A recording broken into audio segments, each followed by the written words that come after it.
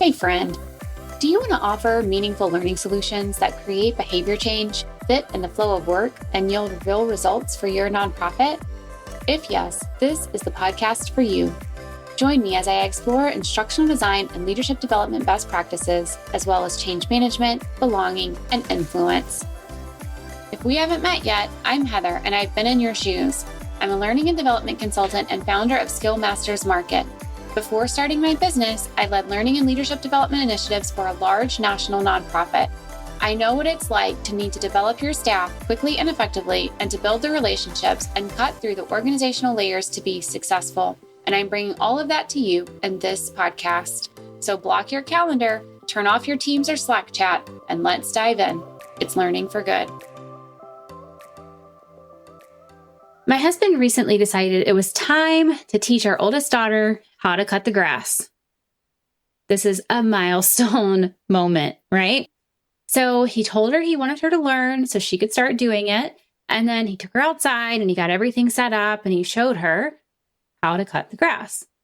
She watched, probably a little bored because let's be honest, it doesn't look that hard. So she watched while he cut a section. And then he let her have a turn. He watched and he gave her feedback on her work. Then he took another turn and she watched again, and so on. They did this for several weeks. This was not a one-time event. And guess what? She learned. Is she the best grass cutter out there? No, not at all. Am I ready to let her start a lawn care business next summer? Not a chance. But she learned. And she'll continue to get better with practice. Here's why this worked. First, my husband communicated the expectation. He told her, "You are going to start cutting the grass." Then he demonstrated the right way to do it. Then she got to practice. He gave her feedback, and the cycle continued. Why am I talking about this? What does this have to do with L&D? This was a low to no cost way to teach my daughter a skill.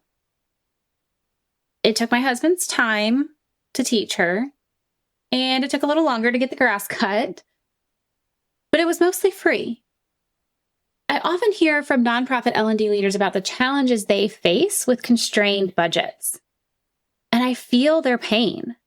I know so many of you are working with small teams and few resources.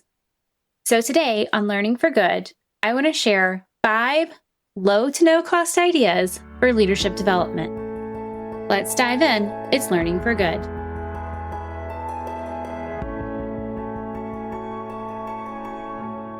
Okay, so you're in a nonprofit or association and you have limited resources, limited budget. I totally get that. It's hard to know where to start or how to actually make an impact. And I should probably do a whole episode just on prioritizing projects when resources are low.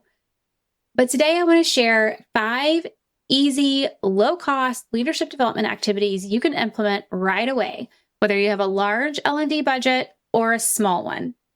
And it doesn't matter who you're training either.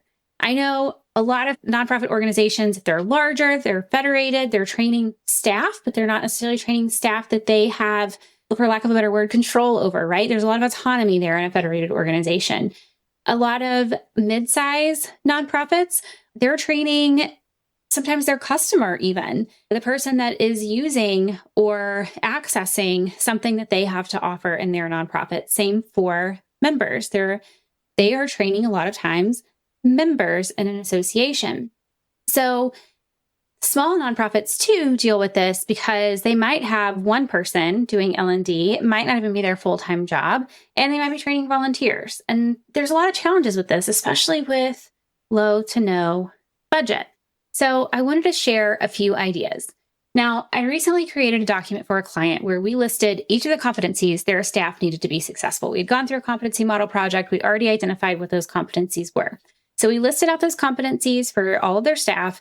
And then for each competency, we identified ways they could develop themselves.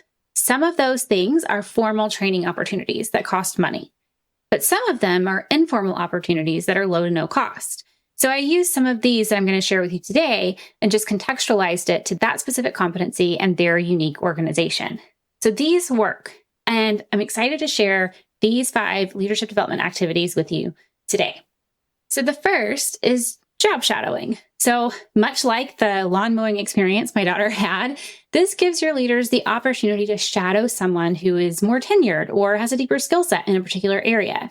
So for this, you'd want to select a time frame and a focus and allow them to observe the other leader in action. Now, this is great for technical skills, but it's also great for leadership skills because they get to watch firsthand. How did this leader handle the situations they faced? How did they prioritize their work? How did they communicate with others? You can learn a lot just by intentionally shadowing someone else and learning from their leadership style. And the second is group coaching calls. If you have a particular set of skills that you want to develop in your leaders, you can lower the cost by bringing them together virtually for a group coaching call. And they can bring their challenges that they're facing related to the skills that you identified, and they can work through those challenges together with a coach in a safe environment. Now, this requires some level of trust and vulnerability because you want them to be able to open up and to share. But it's a great way to develop leadership skills if those things are in place in your organization. So maybe you're looking at communication skills and you bring them together on group coaching calls. They each bring some communication, some situation, some challenge they faced within the last week or two. And they bring that, they share what happened, what they did, and just have a group coaching session on how that went or what they could be doing differently. They get a chance to learn from each other and have that coach guidance with them as well. Now, the third low-cost leadership development activity is a listening tour. So similar to the job shadow option, this allows leaders to observe others. But instead of developing a specific skill from another leader, it's all about empathy. The goal is for your leaders to go through these listening tours and to have a better understanding of someone else. That could be their team, their customers, the volunteers. It doesn't matter who that person is. What matters is that they're developing empathy. Empathy is a foundational skill that enables so many other skills. So if your leaders can go into these listening tours with an open mind, and if they can commit to asking questions and really focusing on learning about others' perspectives and other people's experiences, this can be both life and leadership changing. The fourth activity that I want to share is research and presentations. So this type of activity, it allows your leaders to learn more about something and then synthesize that information. And there's a bonus here. When they share their presentations, others can learn from it too. So here's what that might look like. Maybe you want to develop strategic thinking skills in your leaders. So you ask a small group of leaders to pick one topic that has 2 opposing viewpoints. It can be anything. Can you put ketchup on a hot dog? That is a contentious debate in Chicago. No, mustard only is what the Chicagoans say, right? So maybe it's something as simple as that. Or it could be something more serious like using AI in business and is it ethical? Have them research both sides of the argument, both viewpoints with an open mind, and then have them create presentations to share what they learned about each side, presenting facts and being objective at first.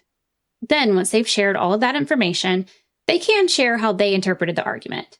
But we also want to hear from them what they learned about strategic thinking in that process, what they learned about their own leadership, and what they learned they're going to take with them into other opportunities on the job. Now, the last example I'm going to give is journaling. We often move from task to task and project to project without ever stopping to reflect. It's our way of life. But asking your leaders to begin this intentional time of journaling is a great way to help them learn from their own experiences. So an example might be every Friday, what were my goals this week? What did I accomplish? What do I want to do differently next week? There are a million good reflection questions that you can ask.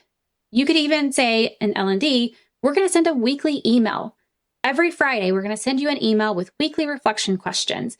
And we expect you as a leader to take 15 minutes at the end of your day on Friday and journal, respond to the questions, prompt them to take that action to reflect on what they're learning. Now, those are 5 low-cost leadership development activities. But there are so many more. I know how overwhelming and challenging it can feel when you don't have the resources you wish you had to develop your leaders, but don't let a constrained budget keep you from making progress. In fact, that progress might be what gets you a larger budget in the future. So take steps to develop your leaders. Track what you're doing and the impact it's having, and tell everyone. That's how we make the sector stronger. That's how we do L&D. I'll see you next time on Learning for Good. Hey friend, was this episode helpful for you? Did you like what you heard? Do you want more content like this? Here are 3 things you can do. Hit subscribe. Leave a review on Apple Podcasts or your podcast app of choice. Share this episode with a colleague. This means so much to me personally. I read every review, but it also helps me learn what content you like most so I can create more of what you want. All right, turn that Teams or Slack chat back on when you're ready, and I'll see you next time on Learning for Good.